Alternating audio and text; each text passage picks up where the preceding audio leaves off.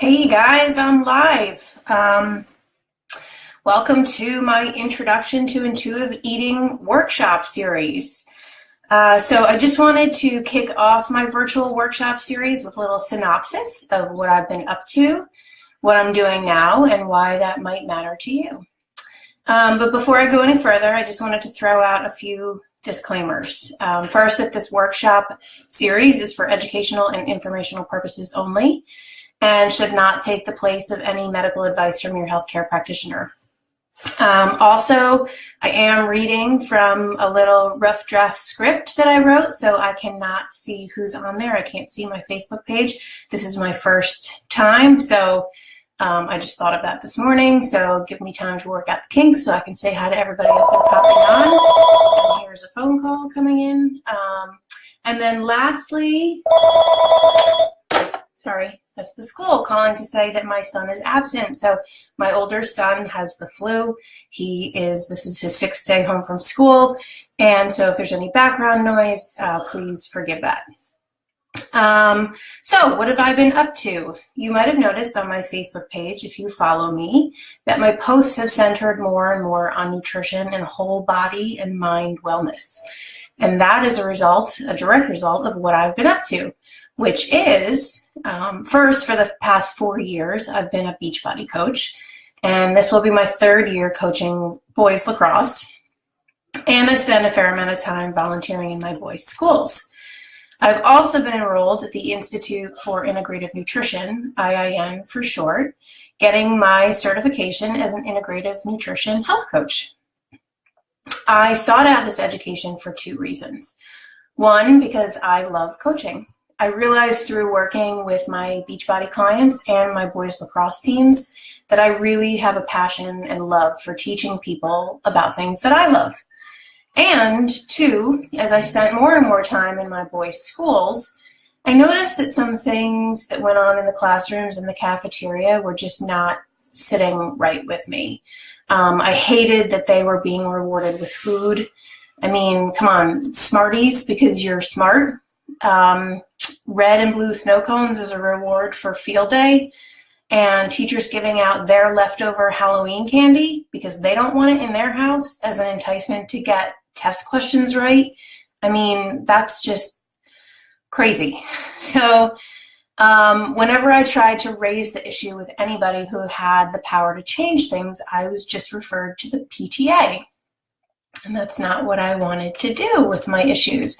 So in the back of my mind, I had these ideas forming for a type of business I wanted to run where I coach people through recovering from eating patterns that might be challenging for them. And I was really loving my Beachbody coaching and lacrosse coaching. And I wanted to have some credentials. I wanted to be taken seriously by the school when I had real issues with the food that was being offered to my children every day they were there. So that led me to seek out enrollment at IIN, and a year later, I have my certification. I hope you can see that. So very proud of that. That was a lot of work, and I really loved it, and I'm sad it's over. So also on a very, very positive, but also very side note, as a direct result of my getting my certification and the dedication of our elementary school's principal, Maria Lloyd, and our PE teacher, one of our PE teachers, Kimberly Barnes, who are both just awesome ladies, I have been appointed to Limestone Creek Elementary School's healthy team and have been asked to present to the entire school in the month of April. So during the testing, the FSA testing, when the kids need to be a little quieter during PE, I'll be teaching a kid-focused class on portions to every single class at every grade level during the month of April. So local friends, don't be surprised if your child comes home one day and says they had Coach Kate as their PE teacher. So that's really cool, and I've worked really hard for that, and I'm super proud, and I cannot wait.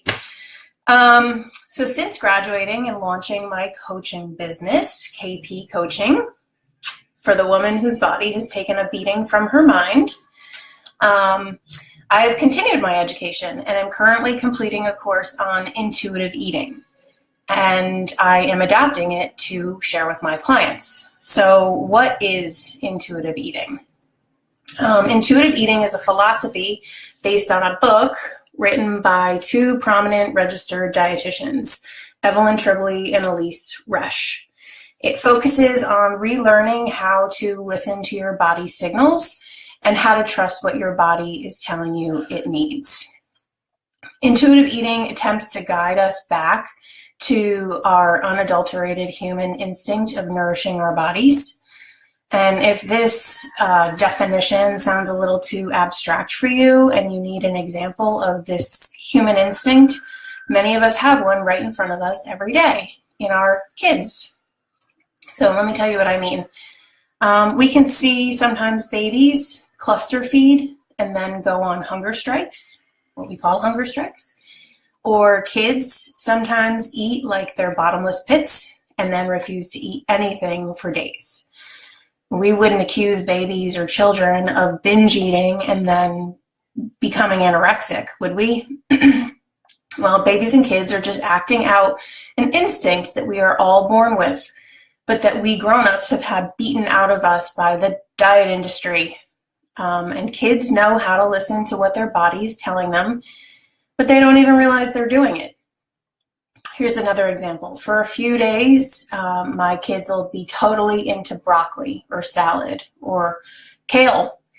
And I think, yes, I've finally taught my kids to love vegetables. Then the next week, they refuse anything green and want nothing but pasta with butter and cheese. And I'm like, oh my God, where is the nutritional value in that? But at least it's organic and non-GMO and whole grain, and I bought it at Whole Foods. Just kidding, I hardly ever shop at Whole Foods, it's too far away. But still, my kid is never gonna grow because all he wants to eat is pasta. And here's one other thing to think about as we look at babies and kids as examples. Your body isn't just flesh and bones, right? Your body is your brain and all the emotions that come with life. It's your spirit and your feelings and your family history and your genetics, nature versus nurture, your feelings, what your mom made for you to eat when you were sick or what she gave you when you were sad. We are social and emotional creatures, and we don't exist in a vacuum. So another idea behind intuitive eating that I was trying to illustrate with that is that not only do we get back to eating as we did when we were born, feeding ourselves when we're physically hungry and stopping when full, but also recognizing, as babies and children inherently do, that there is also something emotional and social to be shared through food. Food nourishes our bodies, but it also nourishes us in other ways too. And that is completely normal. I mean, think about it. Babies nurse when they're hungry, but they also nurse when they want to be comforted or to be close to mom or to be put to sleep. And these reasons have nothing to do with feeling physical hunger. Older kids eat for all sorts of reasons. Sometimes they eat purely for fuel or because they feel that growl in their tummy, "Mommy, I'm hungry."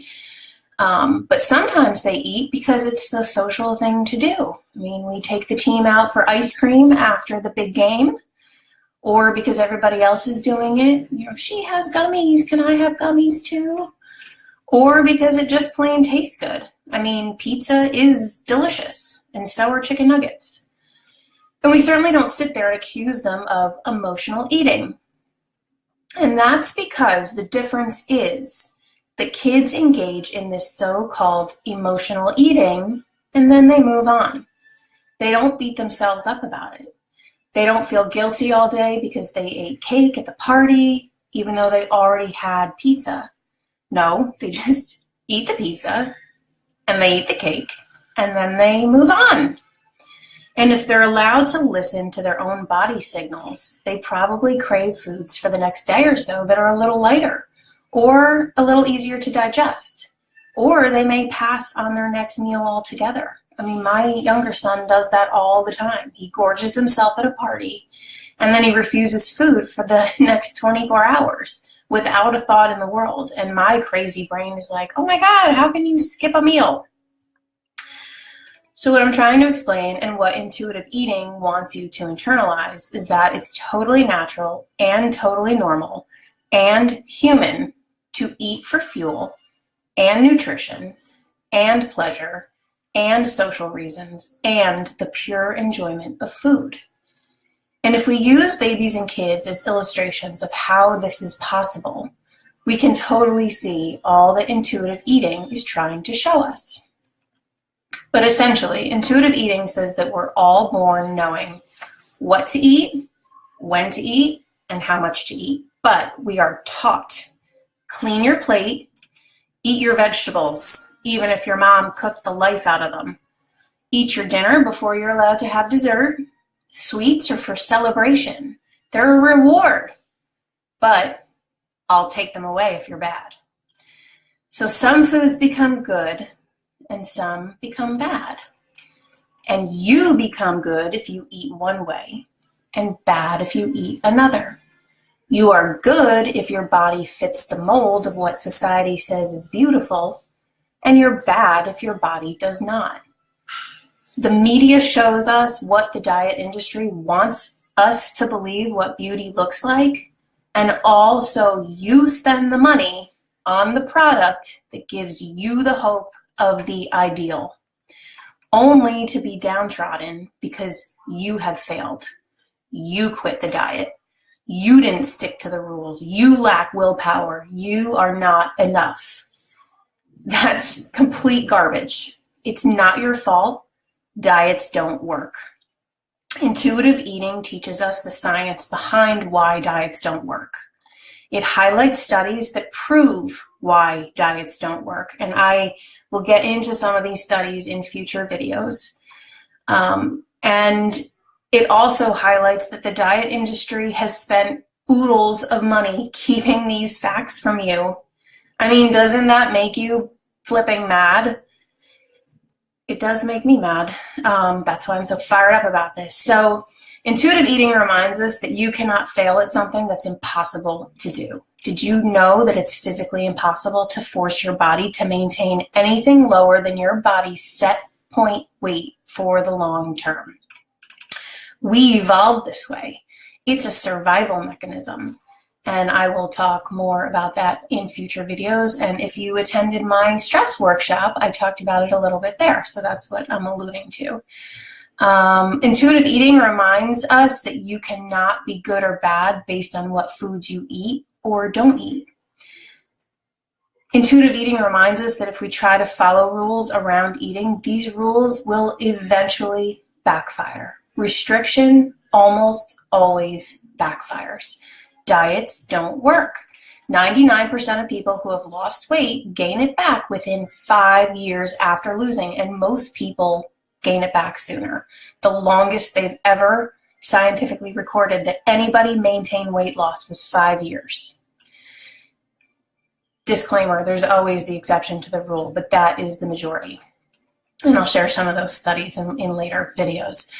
And when they gain back, they often gain additional weight as a physiological response to the restriction that they impose on themselves during the diet. So intuitive eating guides us to heal our relationship with food, and it guides us through this journey using 10 principles. These principles are: 1, reject the diet mentality. 2, honor your hunger. 3, make peace with food. 4, challenge the food police. 5, respect your fullness. 6, discover the satisfaction factor. 7, honor your feelings without food. And for everybody who thinks that they've been sucked into emotional eating, first of all, that's a term that the diet industry has come up with and Oprah has made very popular. But that is a very difficult thing for a lot of women, particularly. 8, respect your body. 9, exercise, feel the difference. And 10, honor your health with gentle nutrition. One thing I want to point out right now, because it's a really easy mindset to slip into, is that these principles are not rules. Intuitive eating is not the eat only when hungry and you better stop when you're full diet. It's not a diet. It's a philosophy that's freeing a lot of people from years and years of suffering from disordered eating and a bad relationship with their body. There are no rules in intuitive eating. There's no right or wrong. There's no good or bad.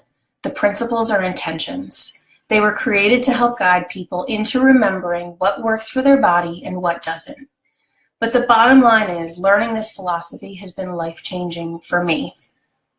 It's inspired me to create my own Ditch the Diets course, which will delve deeper into the topics I'll cover here in this video series. And just as a side note, my Ditch the Diets course can be taken locally or virtually, so you do not have to live close to me to enroll. And it can be completed as an individual or as a group in a group setting. So if you have a small group of people that you're close with or people you have in mind that you might work well with, get them together and contact me and we can form a little group, do it in a group setting. So in my Ditch the Diets course, you'll get a really deep exposure into intuitive eating, better than we have time to get into here.